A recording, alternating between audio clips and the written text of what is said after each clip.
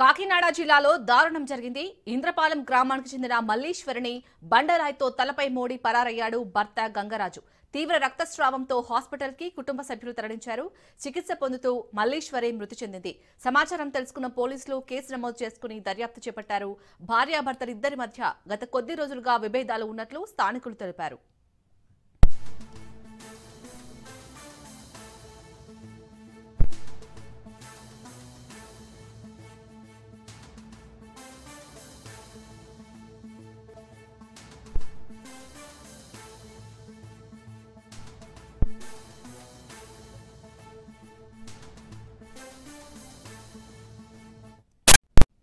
కాకినాడ జిల్లాలో దారుణం జరిగింది. ఇంద్రపాలెం గ్రామానికి చెందిన మల్లీశ్వరిని బండరాయితో తలపై మోది పరారయ్యాడు భర్త గంగరాజు.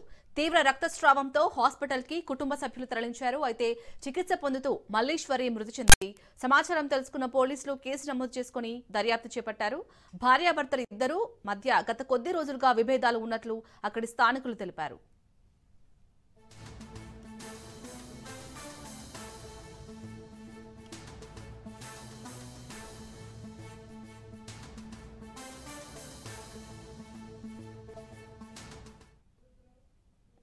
ఇక కాకినాడ జిల్లాలో జరిగిన దారుణానికి సంబంధించి పూర్తి డీటెయిల్స్ మా ప్రతినిధి సిద్ధు అందిస్తారు. సిద్ధు, ఈ దారుణానికి సంబంధించి అక్కడ పోలీసులు ఏం చెప్తున్నారు?